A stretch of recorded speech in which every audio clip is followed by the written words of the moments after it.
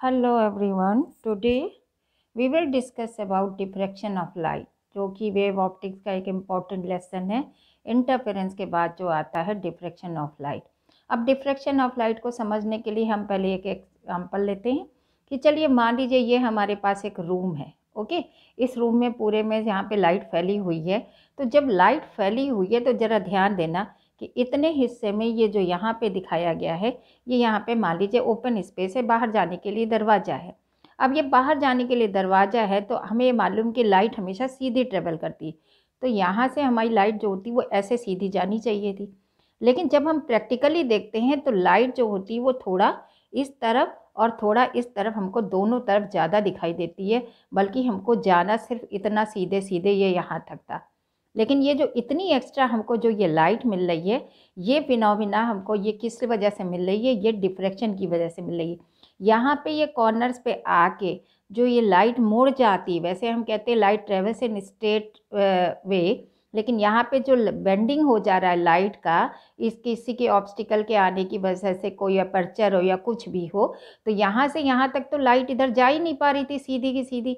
अगर हम ऐसे चलाएं, यहाँ पे जो है इस तरीके से पूरा सीधा सीधा जा रहा था, लेकिन जैसे ये हिस्सा या ये हिस्सा शुरू हो रहा था तो इधर लाइट बाहर नहीं जा पा रही थी। लेकिन तो भी जो ये लाइट इधर इतनी मुड़ के जा रही है, ये हमारी कहला रही है डिफ्रैक्शन फिनोमिना। तो ये कहलाता है हमारा the bending of light round the corners of the obstacles और aperture is called diffraction phenomena. तो ये इस तरीके का हम अक्सर देखते हैं कि जैसे क्लासेज होती है, क्लासेज में ट्यूबलाइट जल रही होती हैं, तो बाहर कॉरिडोर में जो इस तरीके की हमको ये लाइट दिखाई देती है। अब डिफ्रैक्शन फिनोमिना के लिए हमको क्या चाहिए? सोर्स चाहिए, लाइट का सोर्स चाहिए, और जो हम जहाँ पे देख रहे हैं उस लाइट को देखना है। अब रास्ते में हमें क्या है? एक ऑब्स्टिकल है या अपर्चर है। अब ये जो अपर्चर है या हमारा ऑब्स्टिकल है वो किस तरीके का है, ज़रा देखते हैं अगले एक्सपेरिमेंट में। ये ज़रा ध्यान दीजिए, यहाँ पे ये प्लेन वेव फ्रंट चल के आ रहा है और ये ऐसे सीधा चला जाता, लेकिन यहाँ पे और यहाँ पे इसके ऑब्स्टिकल है, सिर्फ इतने हिस्से से निकल के आ रहा है। तो इस इतने से हिस्से से जो निकल के अपर्चर से आ रहा है, तो ये प्लेन वेव फ्रंट जो है वो थोड़ा सा आपका वो करेगा। ओके, तो अब ये जो है हमारा यहाँ पे अपर्चर होने की वजह से यहाँ पे ये थोड़ा सा जो ये इस तरीके का कप शेप का मिल रहा है, ये है हमारा डिफ्रेक्टेड वेव। और ये यहाँ पे जो स्क्रीन लगा रखी है हमने, स्क्रीन पे जो हमको मिलेगी वो यहाँ पे डिफ्रैक्शन फिनोमिना मिलेगा। जैसे इंटरफेरेंस में हमारी मिलती थी फ्रिंजेस इस तरीके की, जो यूनिफॉर्म विड्थ की होती थी वो इस तरीके की मिलती थी, डार्क ब्राइट, ये इंटरफेरेंस में मिलती थी। लेकिन अब डिफ्रैक्शन फिनोमिना में ऐसी नहीं मिलेंगी कि यूनिफॉर्मिटी से हमको डार्क ब्राइट मिले। ओके, अब यहाँ पे जो ये हमने अपर्चर लिया है, ये इतना इस तरीके का लिया है कि 6 टाइम इस वेवलेंथ के, जो भी हमने मोनोक्रोमेटिक लाइट लगा रखी है। अब इसका अपर्चर हमने कम कर दिया, यानी कि यहाँ से ये जो है इसको और कम कर दिया। तो देखा, ये देखिए ये डिफ्रैक्टेड वेव और हमको अच्छे से सलीके से दिखाई दे रही हैं। जब हमने A=3 लैम्डा अपर्चर किया, अब हमने अपर्चर और उसकी ऑर्डर ऑफ द वेवलेंथ के कर दिया, 1.5 के कर दिया, तो यहाँ पे जो हमको ये डिफ्रैक्टेड वेव मिल रहा है, ये पूरा इस तरीके का कप शेप।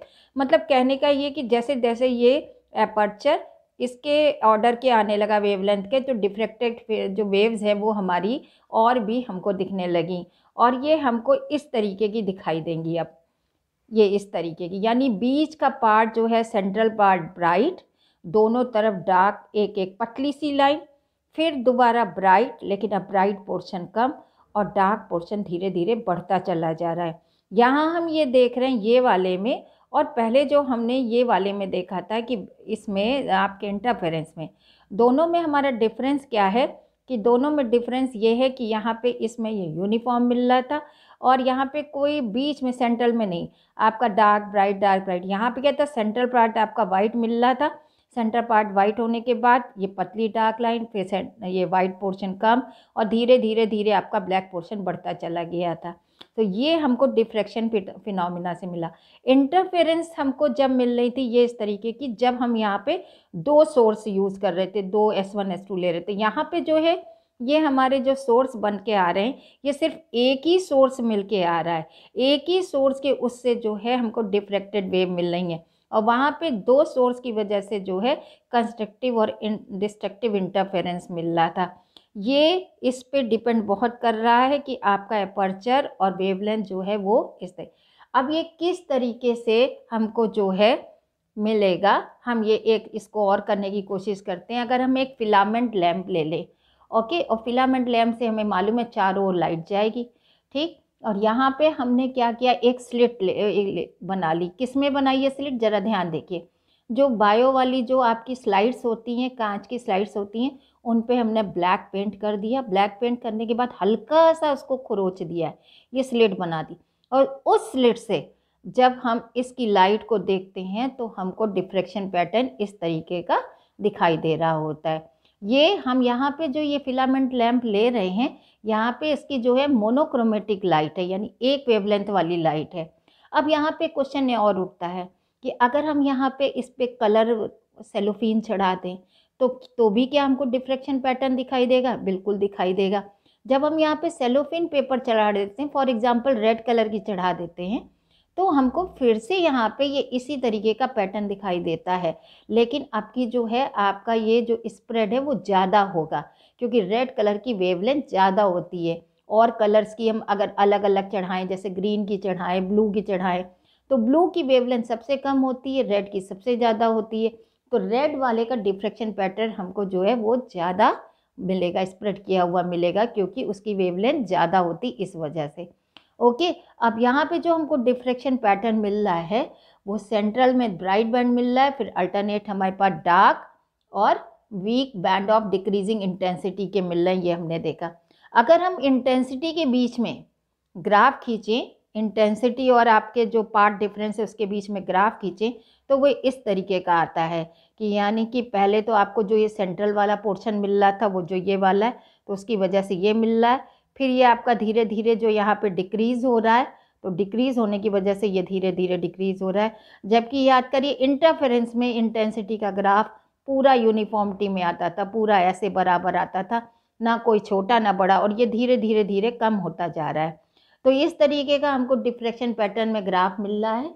ये तो हमने ये देखा कि ये एक तो हमारा इस पे डिपेंड करता है, वेवलेंथ पे डिपेंड करता है कि इसके कंपेरेबल हो, तो दूसरा हमारे पास एक एस सोर्स होना चाहिए। दूसरा बात यहाँ पे ये देखा गया कि स्क्रीन को छोटा करें या बड़ा करें तब भी हमें डिफ्रैक्शन पैटर्न मिलता है, जब दोनों चीज़ें पास में होती हैं, जो हमारा सोर्स है और स्क्रीन बहुत ज़्यादा दूर नहीं होते हैं, तो उस समय जो हमें डिफ्रैक्शन मिलता है वो कहलाता है हमारा फ्रैक्शनल डिफ्रैक्शन। और जब ये बहुत लॉन्ग डिस्टेंस पे होती है, मान लीजिए सोर्स यहाँ पे है और बहुत बहुत, जैसे सन के केस में कह लें, सन से जो रेस चल के आ रही हैं, तो वो कहलाता है हमारा Fraunhofer diffraction. Fraunhofer diffraction spelling लंबी है, यानी डिस्टेंस बहुत दूर है। फ्रैक्शनल में फाइनाइट साइज है। इसके बाद हमने यहाँ पे देखा, अभी हमने कहा था कि यहाँ पे अगर हम कलर्स चेंज कर दें तो कलर्स चेंज करने पे भी हमको डिफ्रैक्शन पैटर्न मिलता है। अब इसके बाद यहाँ पे अगर हम मोनोक्रोमेटिक लाइट की जगह यहाँ पे वाइट लाइट को पास कराएं, तो वाइट लाइट पास कराने पर भी हमको डिफ्रैक्शन पैटर्न मिलेगा। और जब हमारा सोर्स वाइट लाइट से वो इमिट हो रहा होगा, तो हमारी डिफ्रैक्शन पैटर्न जो कैसा आएगा, वो कलर्ड आएगा। इसका सेंट्रल मैक्सिमा कैसा आएगा? इसका सेंट्रल मैक्सिमा कैसा आएगा? वाइट कलर का ही होगा, जैसा कि पीछे के केस में आ रहा था हमारा वाइट कलर का। लेकिन यहाँ पे ये जो ब्लैक ब्लैक आ रहा था, ये ब्लैक आने की वजह से ये कलर्ड आएगा। और कुछ कलर आएंगे जो भी, क्योंकि वाइट लाइट यूज़ कर रहे हैं तो कुछ ना कुछ कलर तो आएंगे। और सबसे ज़्यादा हमको वाइडर किसका दिखाई देगा? रेड बैंड का दिखाई देगा, क्योंकि हम जानते हैं वेवलेंथ उसकी, तो यानी वेवलेंथ उसकी सबसे ज़्यादा, जैसे जैसे वेवलेंथ बढ़ती जाएगी, ये बैंड की जो ये विड्थ है वो बढ़ती चली जाएगी। So this is about the concept of your diffraction pattern. I hope so you understood. Thank you.